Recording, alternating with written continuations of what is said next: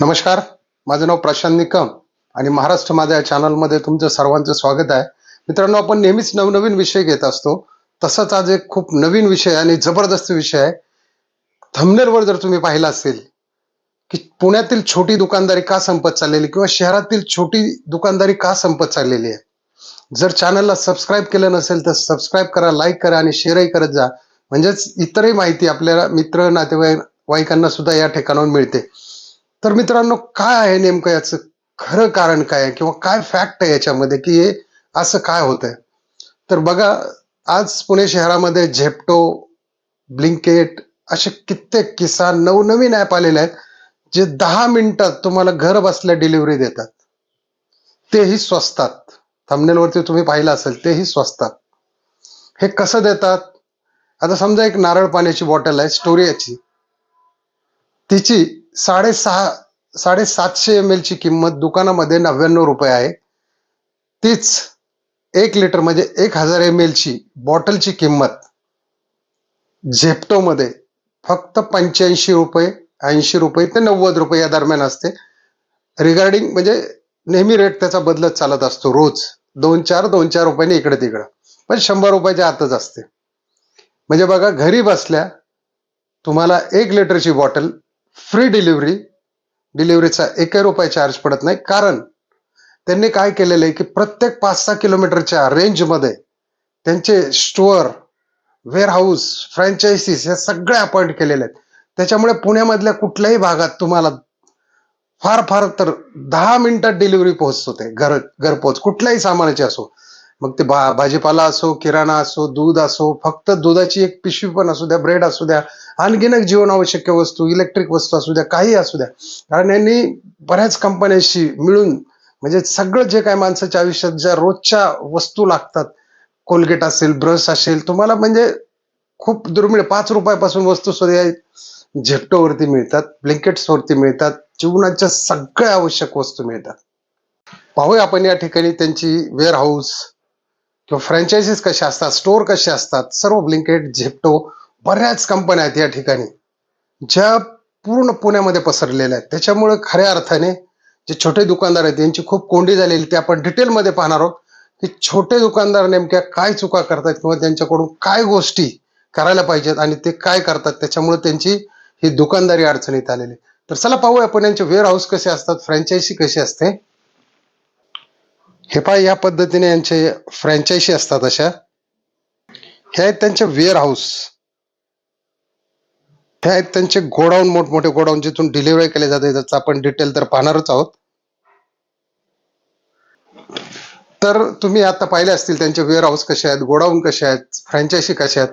या या ठिकाणी यांच्या डिलिव्हरी काय करतात, हे रोजंदारीने, म्हणजे कमिशन बेसवर, रोजंदारी बोललो मी, पण कमिशन बेसवरती जे ह्यांचे डिलिव्हरी पार्टनर्स आहेत, म्हणजे जे मुलं घेतली जातात, 18 ते 40, 45, 50 पर्यंत सुद्धा माणसं, मुलं घेतली जातात आणि यांना या 3-4 किलोमीटरच्या आसपासच्या प्रवासामध्ये जी डिलिव्हरी आहे ती देण्यासाठी प्रत्येकी 20, 22, 30 रुपये असे मिळतात.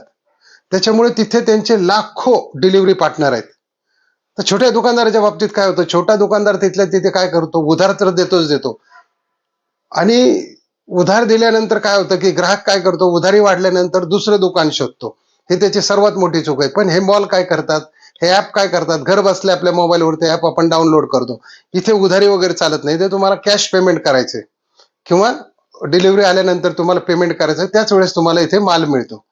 जर तुम्ही डिलिव्हरी मागवली आणि तुम्ही जर पेमेंट केलं नाही तर तुम्हाला ते बऱ्याच वेळा, म्हणजे एकदा दोनदा सोडतात, त्यानंतर ते ब्लॅकलिस्टमध्ये टाकतात. म्हणजे तुम्हाला परत डिलिव्हरी पण दिली जात नाही.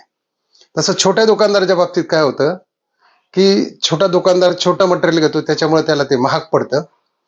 दुसरी गोष्ट, यांचं जे टायमिंग आहे ते सकाळी 7 वाजल्यापासून रात्री 12 वाजेपर्यंत आहे. छोट्या दुकानदाराचं टायमिंग सकाळी 9-10 पासून संध्याकाळी 7-8 वाजेपर्यंत आहे. आणि या ठिकाणी काय होतं की हे जे मोठे दुकानदार आहेत, हे मॉलवाले, ते काय करतात, एकदम मॅन्युफॅक्चररकडून मटेरियल उचलतात, तेही उधार, आणि त्यांना विकल्यानंतर पैसे देतात. म्हणजे त्यांना ते सगळी सिस्टीम अवेलेबल असते आणि तेही कमी दरामध्ये. तसं छोट्या दुकानदाराच्या बाबतीत काय होतं की यांना तो बेनिफिट्स मिळत नाही.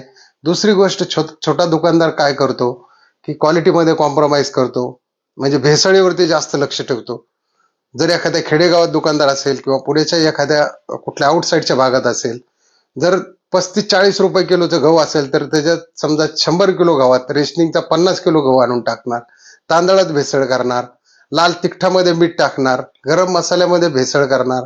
म्हणजे प्रामुख्याने ड्रायफ्रूट मध्ये सुद्धा त्या ठिकाणी हलक्या दर्जाचे ड्रायफ्रूट मिळतात. तुम्ही बघा, साधारण दुकानात गेले तर असे पिशव्या अडकवल्या जातात, म्हणजे छोटे छोटे प्लास्टिकच्या पिशव्या. 5 रुपयाला काजू, 5 रुपयाला बदाम. पण तेच जर चांगल्या क्वालिटीचे घेतले तर तुमच्या लक्षात येईल तिथं की ते हे लोक क्वालिटी मेंटेन करतात, महागड्या वस्तू ठेवतात. तसं हा आपला छोटा दुकानदार आहे तो महागड्या वस्तू ठेवत नाही, ड्रायफ्रुट्स वगैरे ठेवत नाही, किंवा जे रनिंग चालू आहे फरसांची जरी क्वालिटी ठेवली तरी त्याच्यात काही अर्थ नसतो, एकदम थर्ड क्लास क्वालिटी असते. त्याच्यामुळं काय झालं की आजकाल घरातूनच, आज मोबाईल प्रत्येकाला येतो, त्याच्यामुळे ते काय करतात की डिलिव्हरी जी आहे ती आपली ही झेप्टोवरून ब्लिंकेटवरून मागवतात आणि घरच्या घरी त्यांना डिस्काउंट मिळतो. मला सांगा, चितळे दुधाची पिशवी बाहेर मिळते गायची 29ला, जर तुम्ही झेप्टोवर परचेस केली, कधी पाहिलं असेल आठवड्यातून एखाद्या दिवशी, तर ते 27 रुपयाला पण असते. हेच दुकानदार काय करतो, बाहेर टोनेड दूध ठेवतो आणि 25 रुपयाला दुधाची पिशवी विकतो. टोनेड म्हणजे काय की ज्याला 0 क्रीम, पूर्ण क्रीम काढून घेतलेले असं डबल टोन दूध असतं ते. तर हे दुकानदार अशा पद्धतीने 25 रुपयाचं दूध घेऊन विकतात, आणि ते पण हे लोक फ्रेश दूध. इकडे काय होतं की मसाले ते सुद्धा एक्सपायर झालेले विकतात, चहा एक्सपायर असेल, बिस्किट एक्सपायर असेल तेही विकलं जातं. त्यामुळे मित्रांनो, हे जे मॉलचा कन्सेप्ट आहे, जे सामान विकण्याचा कन्सेप्ट आहे, तो त्यांचा ऍडव्हान्स पद्धतीचा आहे. तोच आपल्या दुकानदाराचा कसा आहे की आपल्याला कमी वेळात फायदा कसा होईल. पण हे जे मॉलवाले आहेत, झेप्टोवाले आहेत, ब्लँकेटवाले आहेत, ते काय करतात की जास्त माल विकून कमी दरामध्ये जास्त मोठा टर्नओव्हर करून पैसे मिळवतात, इतरही लोकांना संधी देतात. पण तसे हे छोट्या दुकानदारांचं होत नाही. छोटा दुकानदार शिळी झालेली वस्तू, म्हणजे एखादी भाजी असेल, भेंडीची असेल, कशाची असेल, 4-5 दिवस विकत बसेल ती. युपी बिहारी घेतील येतील, पण तसं ह्या कंपन्यामध्ये होत नाही. इथे फ्रेशच माल विकला जातो. म्हणून ही छोटी दुकानदारी आज अडचणीत आलेली आहे, कारण यांची घर बसल्या सर्व्हिस आहे. तुम्हाला कुठं जायचं नाही, यायचं नाही. पाऊस असो, ऊन असो, वारा असो, थंडी असो, हे लोक घरच्या घरी तुम्हाला काय पाहिजे ते आणून देतात. इव्हन एक दुधाची पिशवी सुद्धा आणून देतात.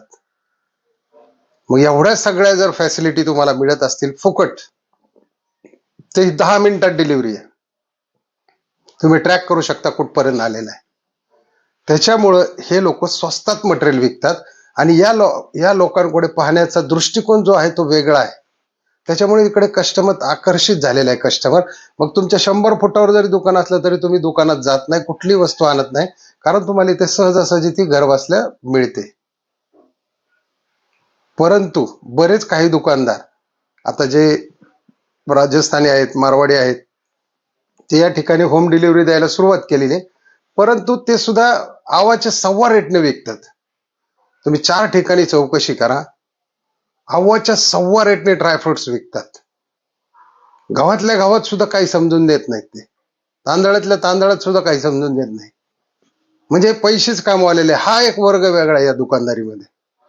आणि छोटा दुकानदार तर काय आपला आता म्हणजे खूप त्यांना त्रास होतो या गोष्टींचा. त्यात जर दुकान भाड्याचं असेल, लाईट बिल असेल, कोणी कामाला ठेवलं असेल, तर ही दुकानदारी खरोखर आज अडचणीत आलेली आहे.